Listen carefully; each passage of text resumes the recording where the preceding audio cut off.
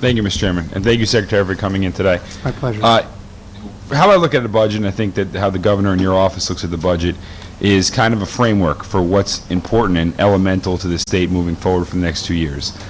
I'm a little confused as to how we as a state can say that education is important to the state of Connecticut. And then meanwhile, 2 towns in my district, Brookfield is losing about $1.5 million in ECS funding, and and Bethel is losing almost $4 million.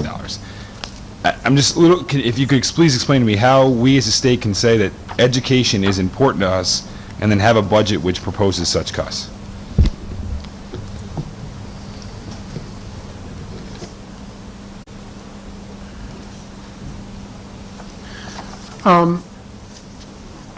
We provide education through a partnership between state and local governments in Connecticut, in which we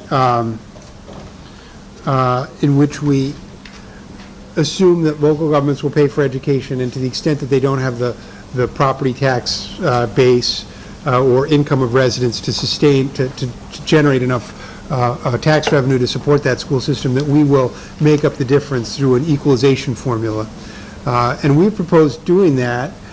It's true, our equalization formula is more needs directed and has built into it assumptions that the amounts necessary to enable the poorest communities to provide education should be greater, and the amounts needed to support more affluent communities in their efforts to provide education can be reduced. So we have done that, but we continue to have an equalization formula in place. So we are essentially saying that those communities that are seeing reduced amounts of aid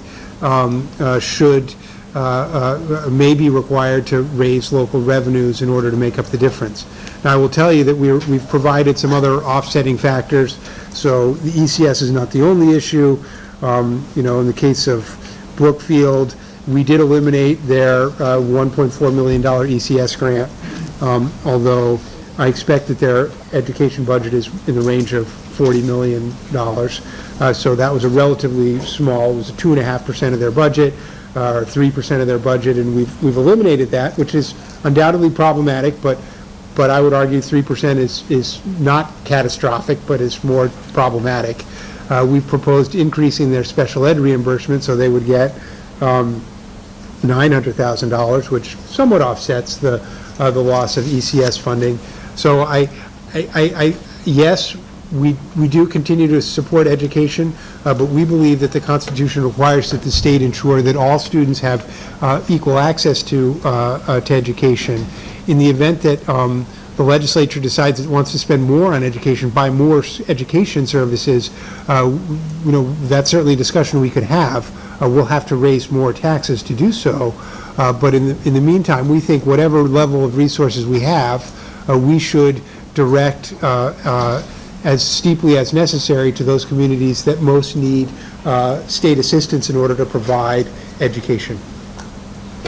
Thank you, Secretary, and with your indulgence, I'll just make a statement, Mr. Chair, and that is I appreciate what we're trying to do here. I appreciate the fact that we're trying to mitigate a very large deficit.